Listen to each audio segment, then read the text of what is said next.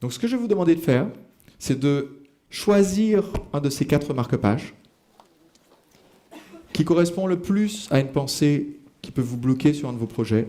Donc, choisir un des 4 et de noter sur ce marque-page que vous avez choisi la date et votre décision. Aujourd'hui, je sors du canapé magique. Aujourd'hui, je sors de la bulle magique. Alors, qu'est-ce que ça veut dire? Dans le cas du canapé magique, dire ok, c'est trop difficile, c'est trop risqué, et donc je reste un petit peu dans ma zone de confort. Quelle est la première étape si on veut se lancer dans un projet qui nous fait peur? Parce que je ne dis pas que la peur n'existe pas.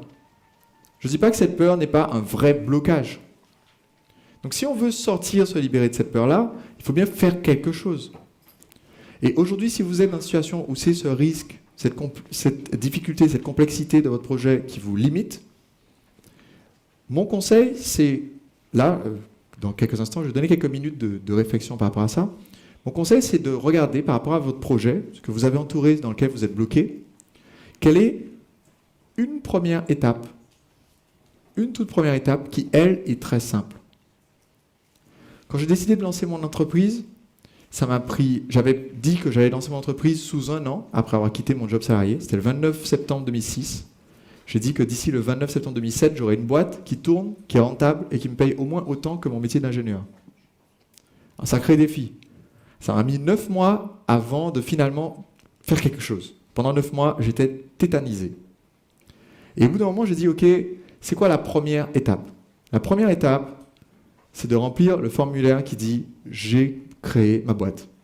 Chose qui était étonnamment simple. Je suis arrivé, je suis rentré, c'était au centre des formalités, au CFE de Nantes, centre des formalités, et le E, je ne sais pas ce que c'est, des entreprises. Je suis arrivé au comptoir, j'ai dit « bonjour, je voudrais créer une entreprise ». Elle m'a dit « remplissez le formulaire ». J'ai rempli le formulaire. Je lui ai donné, je lui ai dit donc j'ai rendez-vous avec qui? Elle m'a dit non, c'est fait. Ok. Ça m'a pris 9 mois pour en arriver là. Je lui ai dit bon ben, on aurait pu me le dire avant. Donc quelle est une première action que vous pouvez faire qui est beaucoup moins complexe que tout ce projet? Une toute première action. Hein? J'ai pas entendu. J'ai entendu agir. Agir, c'est pas une première action.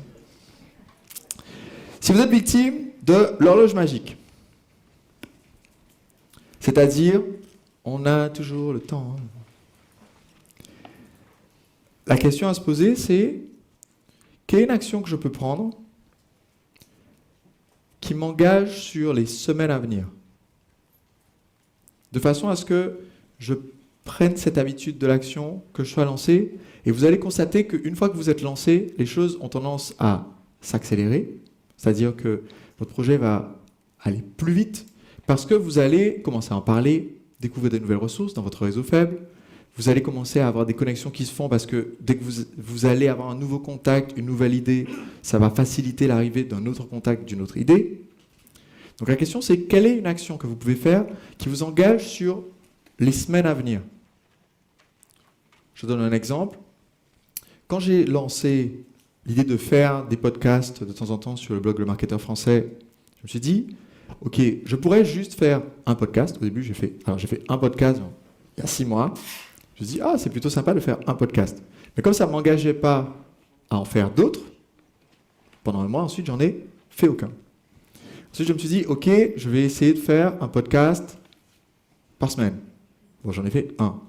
Ensuite, je me suis dit, ok, on va faire un podcast plusieurs jours d'affilée, juste pour voir si au bout d'un moment, je décide de continuer ou pas. Donc, c'est une expérience.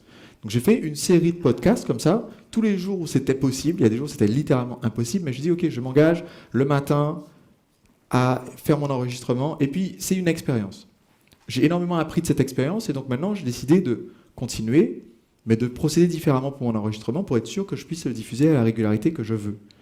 Mais si j'avais juste attendu d'avoir le bon système, si j'avais attendu d'avoir la bonne structure, j'ai changé 3 fois de structure de ce que je dis dans le podcast, si j'ai attendu d'avoir la bonne structure, d'avoir le bon système, d'avoir les bons outils, d'avoir le bon microphone, quand est-ce que j'aurais lancé le podcast en question? Jamais. Si vous êtes victime du trophée magique, si c'est ce que vous avez choisi, c'est-à-dire bon, j'ai un temps limité, je ne suis pas l'expert dans le domaine, mais je vais quand même essayer de faire en sorte que ça marche. Ma question c'est, quelle est une petite tranche, une petite section de toute l'expertise de votre discipline, mais quelque chose de précis dans lequel vous pouvez décider d'exceller?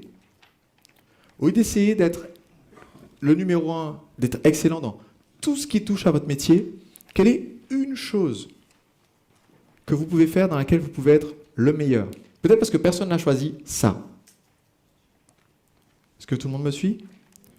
Quand je me suis lancé en tant que coach en développement personnel, j'ai eu un site qui était listé sur l'annuaire des sites du développement personnel en 2005-2006. Donc un des tout premiers sites français consacrés au développement personnel.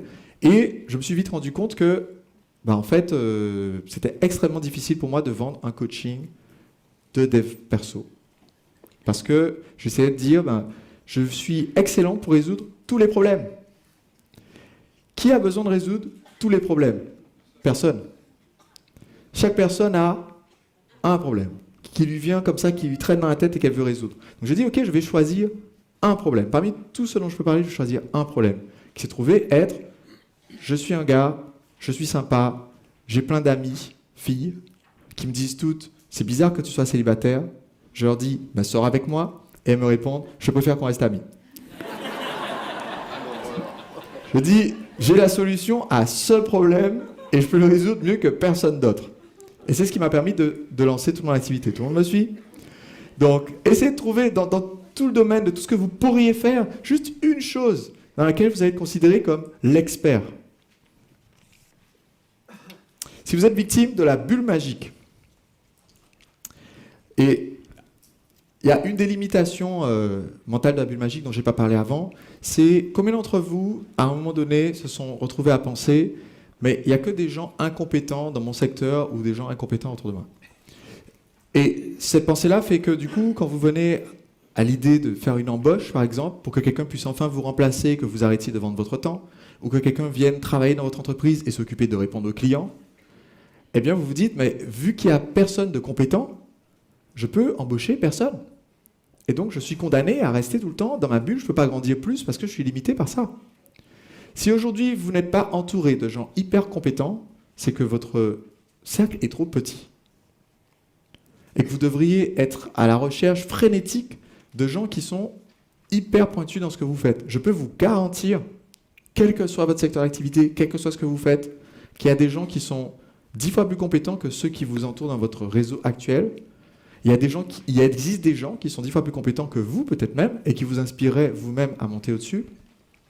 Je vous ai parlé hier de ma discussion avec Thierry Marx, où il me disait que ce qu'il cherche à avoir dans sa brigade de cuisine, ce sont des chefs qui veulent le détrôner en compétences. Et ça, c'est une façon de penser qui est rare. Souvent, on va trouver des gens qui s'entourent en disant il faut que je trouve des sous-fifres. Il y a un film qui est sorti là qui s'appelle Les Mignons. Vous avez entendu parler de ça? Les Mignons, c'est les petits bonhommes jaunes de Moi, moche et méchant, qui se contentent de suivre et de suivre et de faire bêtement ce qu'on fait. C'est pas du tout le genre de personnes dont on veut s'entourer. C'est pas le genre de personnes qui vont nous inspirer.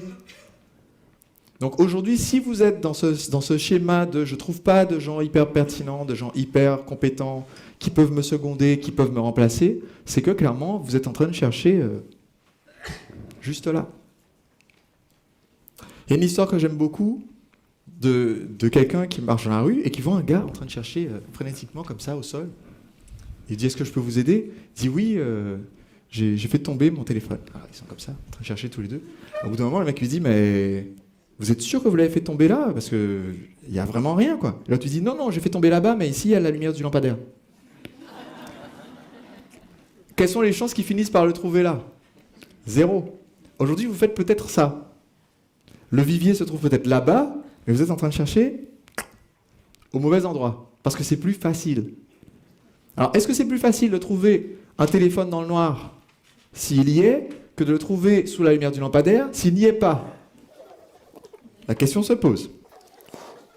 Donc maintenant, je vais vous donner une petite minute pour prendre une petite décision. Quelque chose de simple.